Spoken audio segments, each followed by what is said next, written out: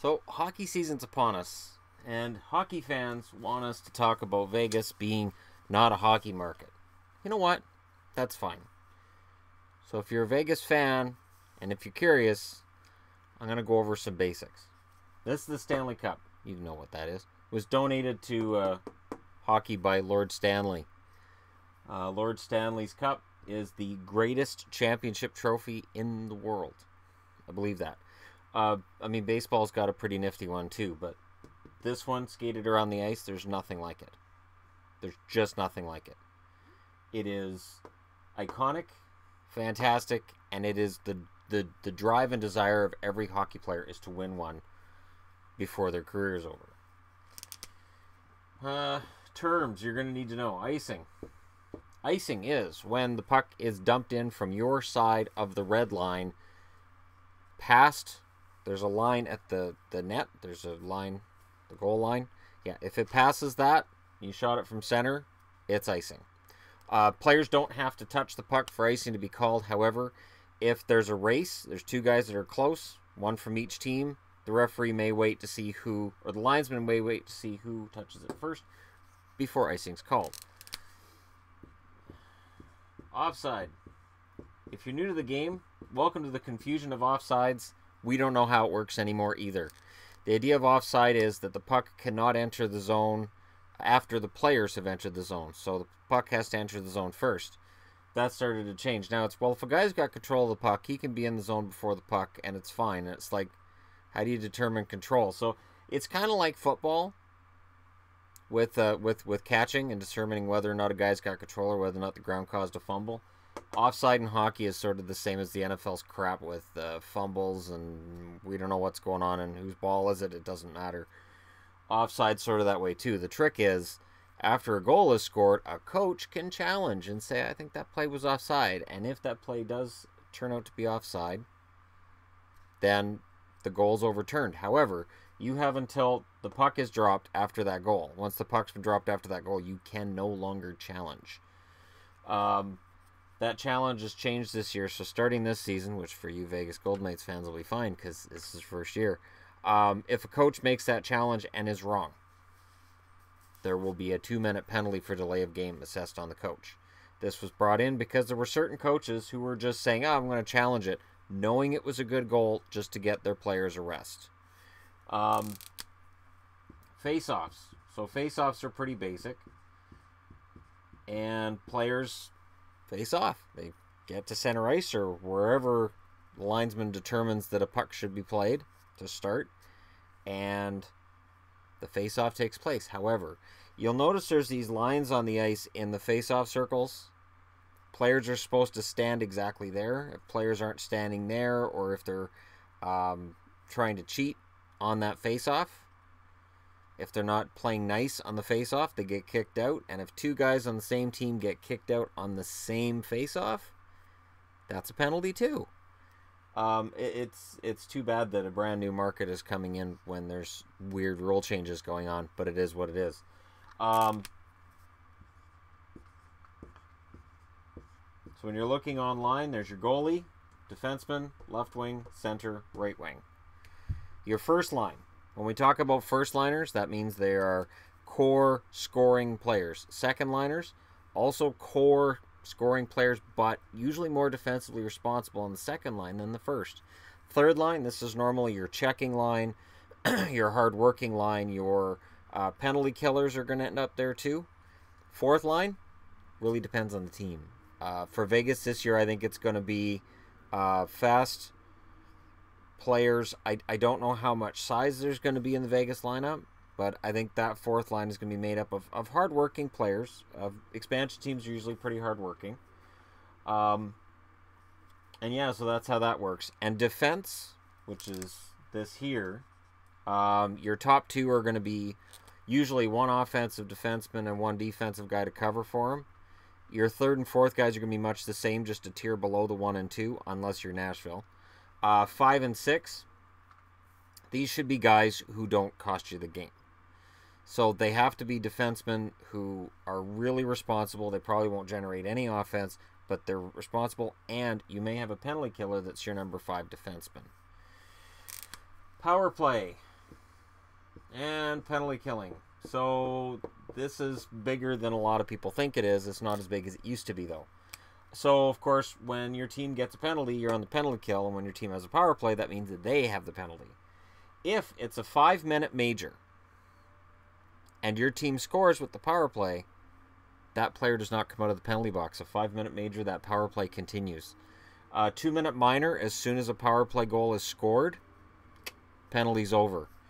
If you have a power play and your team takes a penalty, it is then 4-on-4 hockey until their player comes out of the box, and now you're killing the penalty. Part of the reason that power play stats look really, really anemic, I think, is because there's so many opportunities that are wasted because players take penalties during a power play. And there's numerous ways for this to happen. Now, when you're looking at score sheets, you're going to see GWG, which is game-winning goal. That's pretty self-explanatory. There used to be, and if you look in old stats, you can see GTG, which is game-tying goal. That's when the NHL had ties. So if you're looking at old stats and you see that, that's when we had ties. Don't worry about it. PIM, penalties in minutes. We just call it penalty minutes. I'm not sure why it's penalties in minutes. It should just be penalty minutes. Like if it said penalty minutes, are we going to say, wait, is that in minutes or on minutes? Yeah, no, we're going to know it's penalty minutes. So weird. Goalies. So you've got your win-loss and then your overtime loss. Now, if your team loses in overtime or a shootout, which occurs at the end of a 5-minute overtime that's 3-on-3, those losses are 1 point. You still get a point for losing because we're Canadians and we want to make sure that even though it's a game played mostly in American cities now, we want everybody to feel good at the end of the night. You survived 60 minutes and it was a tie game, you get a point. Good for you. No other sport in North America that has a huge nationwide TV deal does that. You don't see NFL, NBA, or baseball doing that. But hockey, we want everybody to go home feeling good. So you go, well, we lost, but we got a point. Vegas is probably going to be experiencing overtime a lot. Here's why. We're going to see, and I don't know that I can draw this very well on the board. I'm going to try, though.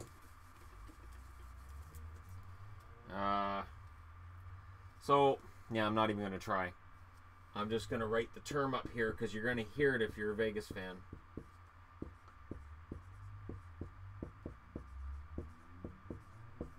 Neutral zone trap.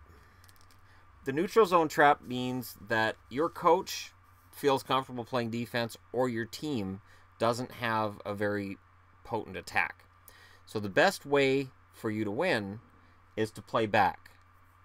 Neutral zone trap involves all 5 guys being lined up at center and it just within their own blue line. And the opposing team has to go through everybody to get to the net. This means less shots on your goaltender. This means a chance at your team getting a turnover, which goes the other way and ends up in a goal. This means games are more often going to be 2-1 and 2-0 and 1-0 than anything else. But it gives a team that has less talent a chance to win over a team that has more talent. I definitely think this will be employed. The coach that Vegas has, Gerard Gallant, I think will do anything he can. Gerard Gallant's very popular with his players, so if anybody can get the players to buy into that system, especially with expansion, this is it. Other things you're going to hear, if a player is called a rat, his name's probably Brad Marchand. It used to be Sean Avery, but now it's Brad Marchand. Rat players, basically, it is pretty self-explanatory. They're usually pretty good players who, for whatever reason, decide to play dirty or they resort to personal attacks on the ice or off the ice. They're just really not nice guys. There are some rats that are decent off the ice. I, off the top of my head, can't think of a rat that Vegas picked up in expansion. I can't, which is good. Because if you have a team of rat players, the referees are going to decide your team has a bad reputation and you're going to end up killing a lot more penalties than you would otherwise. If you don't know who Gary Bettman is, he's also a rat for the most part. But here's the thing. So everybody hates Gary Bettman. He's the the Roger Goodell of hockey. Yeah, let that sink in. Roger Goodell, who's like a complete and total, well, you know. But Bettman really answers to the owners. So it's Bettman, and then everybody else is below Bettman. Bettman is the buffer. Bettman's the one who says all the crap that the owners are thinking. The owners know that Gary Bettman is unpopular and hated, and that's okay. Because he's there to pander their message to the masses, whether it's fans, players, or both. And the NHL hasn't suffered for Bettman doing this. So while I personally am not a Bettman fan, I understand that he works for the owners. He has for over 2 decades. He's got them a salary cap. He's got them tons of money, partially thanks to Vegas. $500 million for Vegas to get into the NHL, which is crazy. Expansion fees have gone up a lot over the last 20 years. There's also talk of putting a team in Seattle.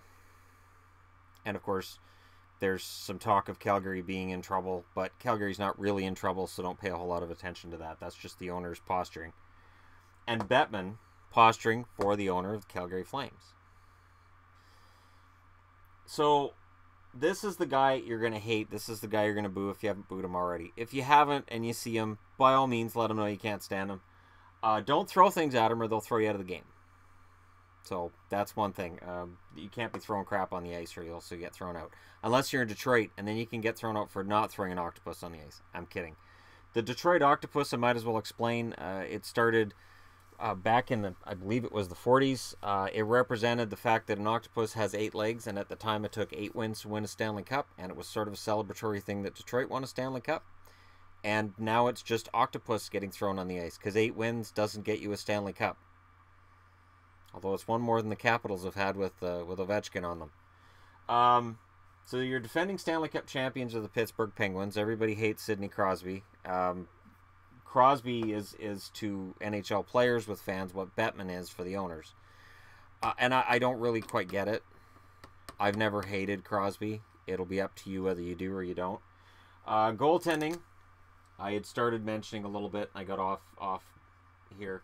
Stats, you're going to notice that we all pander to and we all salivate over our goals against average and save percentage. You look at videos on my channel, I'll often talk about this with goaltenders. I don't talk about win-loss records as much as I talk about this.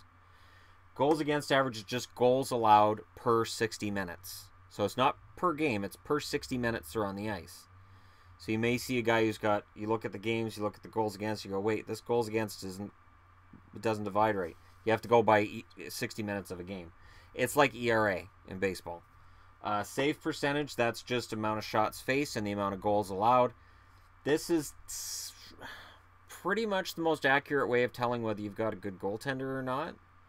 But we can't even agree on this because you have quality of shots and quality of chances, and then it just becomes this big, huge mess. My honest opinion is if you're a Vegas fan and you're just getting into hockey right now, stay out of advanced stats at first. Don't get into the advanced stats. When people are talking about, oh, his goals per 60 minutes, oh, well, his Corsi is low. Oh, well, no, if you start talking to other hockey fans online and they start talking about Corsi and advanced stats and face-off starts and zone starts, just tell them no. For the first year, just get to know the basics. Just do the basics. Advanced stats are fun. I don't pay attention to them nearly as much as a lot of other fans. Let me be honest, a lot of younger fans. Fans in my age range, we basically still stick to just your basic stats, which is goals, assists, penalty minutes. There's one stat that everybody kind of agrees needs to be thrown out. And I don't know if I agree or not, but... And players want Corsi thrown out, but you guys don't have to worry about that because I'm not talking about it. Plus minus, the most controversial stat in hockey. So if I'm on the ice and my team scores, I get a plus. If I'm on the ice and their team scores, I get a minus. It's really basic. But power play goals don't count. Shorthanded goals do. So if I'm on the ice on a power play and the other team scores a shorthanded goal, meaning they had 4 or less players and my team had more players than theirs, that does count on my plus minus. And plus minus, the problem with this is obvious. If you're on a poor team, you're going to have a lot of minuses. So when Vegas starts playing and you see a lot of minuses on the team, don't think that that means that you've just got a team of bad players. And even the guy with the top plus minus, let's say your worst minus is a guy with minus 38 at the end of the year. This can be a measure of two things. Maybe he is bad defensively, or maybe he got a lot of ice time and he had opponents out there against him like Sidney Crosby, Patrick Kane, Mark Scheifele, Connor McDavid. I mean, he's playing all the top guys, so this plus minus looks ugly, but it's because he's playing against the other team's top guys and he doesn't have the support that they do. So there's that. The biggest thing, and the reason I'm doing this video, is because hockey should be inclusive and should want to expand. But what I've seen a lot of is Vegas won't last 5 years. Hockey should be expanding where we have hockey markets already. It shouldn't be going to the desert. Nobody will support the team. This is stupid. Why is the NHL trying to do this? Honestly, there should be more of an inclusive spirit to hockey fans, especially because Canadians, we have a reputation of being nice people. I don't think we're nice people. I definitely don't think Canadians are nicer than Americans. We're just more polite about it for the most part. Online, we're not. But in person, we are. We'll condescend and use sarcasm as much as possible. And then when somebody takes offense, we go, whoa, somebody's got a short fuse. Oh, you were just condescending to him for the last 5 minutes, so he wants to pop you one. So passive-aggressive is kind of the Canadian way. And you're going to see that online. So if you're a Vegas fan and you have any questions about the game, anything, basic, whatever it may be, and you're embarrassed to ask them, you can definitely ask me. And I know I have this attached to my account, but I have no problem answering basic hockey questions, because certainly, while it's easy for hardcore hockey fans to insult the new fan to the game, that's my email, intothevoid15@gmail.com. Email me there if you have any basic questions about hockey or anything that I talked about in this video that you want clarification on. Hockey's a great sport. I truly, truly believe that the reason that hockey has failed in certain locations is the NHL doesn't market the game well enough. I have no problem being an ambassador and being part of the solution rather than part of the problem. There are certain fans that have this attitude of, it's our game, nobody else can touch it.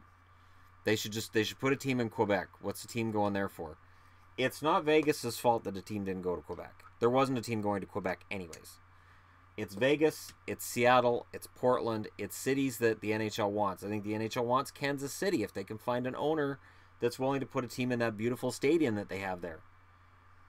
So email me if you have any questions regarding just the sport in general, if you're just getting into it. I've had certain subscribers on my channel that have said, as a Vegas fan, they're using my channel to familiarize themselves with the game. Definitely send me a message if you need any further clarification. And to other subscribers on the channel, remember, we want the sport to grow. We all agree that hockey's fantastic. There's no reason that hockey can't be as big as baseball. That's the number one example I use. Baseball's frackin' boring. Holy crap, it's boring. So boring. So much ball scratching and people standing around spitting on the ground. Hockey is so much more exciting than that. Let's encourage the growth. Let's be decent about it, which means you guys in the comment section be decent to fans who are learning the game. And if you're learning the game, welcome to the world of hockey. It's going to be an amazing season. I'm going to do live streams, live reactions of games, and that definitely is a good opportunity as well when penalties are called. If you're in a live stream and you go, wait, why was that a penalty? We have no problem arguing over why it is or isn't a penalty, because you are never going to get consensus from hockey fans. It's a reality. There's never consensus with hockey fans. All right, that's it from me. I apologize this got a little bit long, but again, this is more of an introduction for Vegas fans. If you're a Vegas fan, welcome, subscribe, and I will definitely do my best to explain things during the season as well as I can. And if I fall short, there's how you can contact me. And you can follow me on Twitter. And again, this is all in the description of every video, but I know people don't always scroll down in that. So you follow Shan's Boomstick. And that's my Twitter. And I tweet regularly, and I try to retweet anything I see from other teams that I think is pertinent. So, yeah. Thanks for watching. Hit like and subscribe, and I'll talk to you soon.